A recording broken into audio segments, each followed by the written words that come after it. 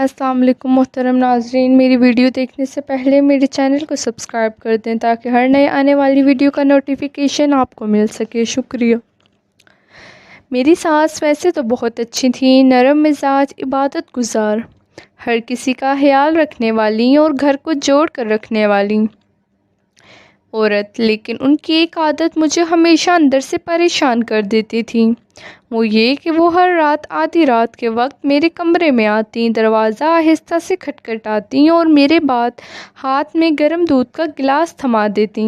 شروع میں مجھے یہ سب بہت عجیب لگا کیونکہ ہمارے گھر میں کبھی ایسا معمول نہیں تھا کہ کوئی رات کے اس پہر کسی کو دودھ پلائے۔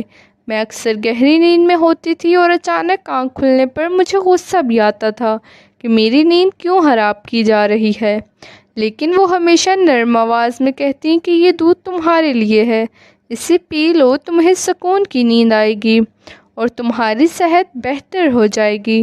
میں ہر بار ہچکچاتے ہوئے دودھ پی لیتی تھی اور یہ حقیقت تھی کہ چند ہی منٹوں میں مجھے ایسی گہری نیند آ جاتی تھی جیسے میرا جسم مکمل طور پر بے ہوش ہو گیا ہو۔ نہ کوئی سوچ رہتی، نہ کوئی احساس، بس ایک اندھیری اور بھاری نیند مجھ پر چھا جاتی تھی۔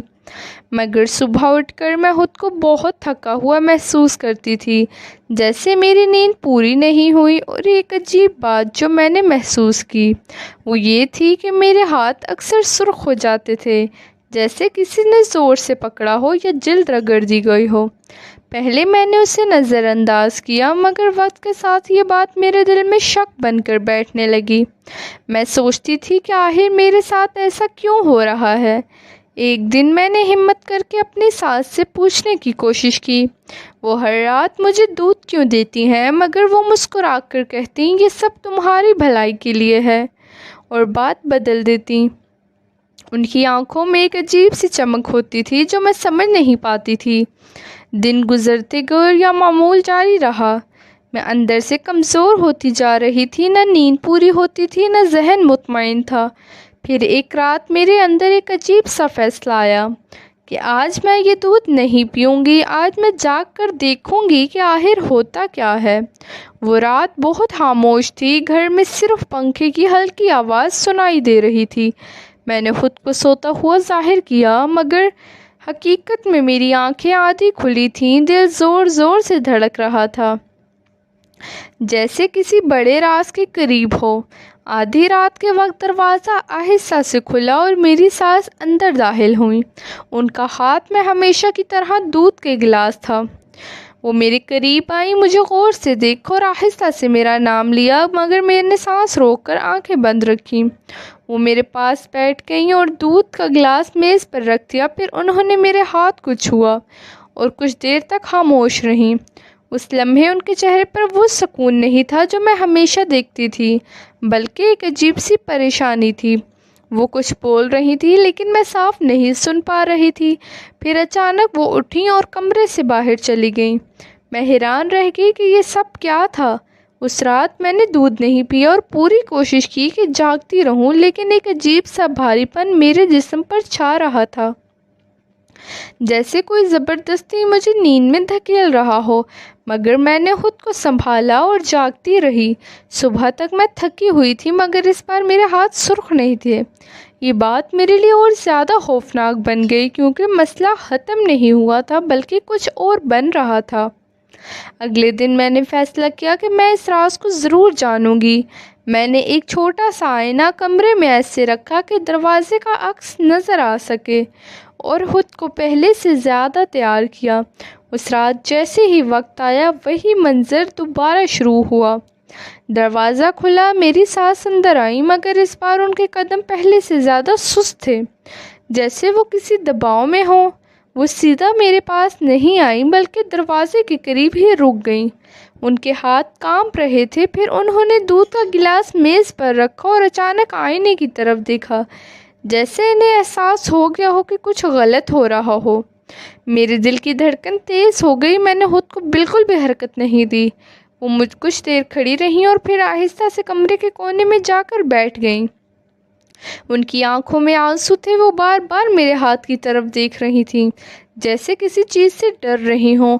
پھر وہ آہستہ سے بولی کہ بیٹا یہ سب میں تمہاری حفاظت کے لیے کرتی ہوں تاکہ تمہیں وہ خواب دوبارہ نہ آئے۔ یہ سن کر میرے ذہن میں اور زیادہ سوال پیدا ہو گئے کیونکہ میں نے کبھی کسی خواب کا ذکر ہی نہیں کیا تھا۔ پھر اچانک وہ اٹھی اور کمرے سے چلی گئی۔ اگلے دن میں نے اپنے شوہر کو یہ سب بتایا۔ پہلے تو وہ ہنس پڑے لیکن جب میں نے تفصیل سے بتایا تو ان کے چہرے کا رنگ بدل گیا۔ انہوں نے کہا یہ معمولی بات نہیں لگ رہی، ہمیں اس پر نظر رکھنی ہوگی۔ اگلی رات ہم نے مل کر منصوبہ بنایا۔ میں نے دوبارہ خود کو سوتا ہوا ظاہر کیا اور آئینہ پہلے سے بہتر زاویے پر رکھا۔ رات جیسے ہی گہری ہوئی دروازہ کھلا، میری ساس پھر آئیں، مگر اس بار وہ سیدھا میرے پاس نہیں بلکہ دروازے پر کھڑی ہو کر لمبی سانس لی جیسے وہ اندر آنے سے ڈر رہی ہوں۔ پھر آہستہ آہستہ چل کر اندر آئیں اور دودھ کا گلاس میز پر رکھا۔ وہ بار بار پیچھے دیکھ رہی تھی جیسے انہیں کسی چیز کا خوف ہو۔ پھر اچانک وہ میرے پاس آئیں اور میرے ہاتھ کو پکڑ لیا۔ اس بار ان کے ہاتھ برف کی طرح ٹھنڈے تھے۔ وہ کانپتی ہوئی آواز میں بولی کہ مجھے معاف کر دو، میں یہ سب تمہارے لیے کر رہی ہوں، میں یہ نہیں چاہتی تھی مگر مجبور ہوں۔ یہ سن کر میرا دل بیٹھ گیا کیونکہ پہلی بار ان کے الفاظ میں سچائی اور خوف دونوں تھے۔ پھر وہ اچانک رونے لگی اور بولی کہ اس گھر میں ایک پرانا راز ہے، ایک ایسا راز جس نے پہلے بھی ایک لڑکی کی زندگی خراب کی تھی، اور میں نہیں چاہتی کہ تمہارے ساتھ بھی وہی ہو۔ یہ سن کر میں مکمل طور پر خوفزدہ ہو گئی۔ اسی لمحے میرے شوہر بھی کمرے میں آ گئے اور سب کچھ دیکھ لیا۔ اب سچ چھپ نہیں سکتا تھا۔ میری ساس نے بیٹھ کر ہمیں ساری بات بتائی، شروع کی کہ کیسے اس گھر میں پہلے بھی ایک بہو آئی تھی جو راتوں کو اس طرح دودھ پیتی تھی۔ پھر اس کے ساتھ عجیب واقعات ہونے لگے، وہ بیمار رہنے لگی، اس کی نیند ختم ہو گئی اور آخرکار وہ گھر چھوڑ کر چلی گئی۔ میری ساس کو ڈر تھا کہ یہ سب دوبارہ نہ ہو، اس لیے وہ مجھے دودھ دیتی تھی تاکہ میری نیند محفوظ رہے اور میں کسی ذہنی دباؤ کا شکار نہ ہو جاؤں، مگر ان کا طریقہ غلط اور خوفناک تھا۔ میں یہ سب سن کر خاموش ہو گئی۔ مجھے سمجھ آ گیا کہ اصل مسئلہ دشمنی یا جادو نہیں بلکہ خوف اور غلط فہمی تھی۔ اس رات کے بعد گھر کا ماحول بدل گیا۔ میں نے ساس سے کہا کہ اب آپ یہ سب نہیں کریں گی بلکہ ہم سب مل کر اس مسئلے کا حل نکالیں گے۔ آہستہ آہستہ سب نارمل ہو گیا، مگر اس واقعے نے مجھے یہ سبق دیا کہ ہر عجیب چیز کے پیچھے کوئی نہ کوئی سچ ہوتا ہے، اور کبھی کبھی خوف ہماری سوچ کو غلط راستے پر لے جاتا ہے، اور یہی میری زندگی کا سب سے بڑا تجربہ تھا۔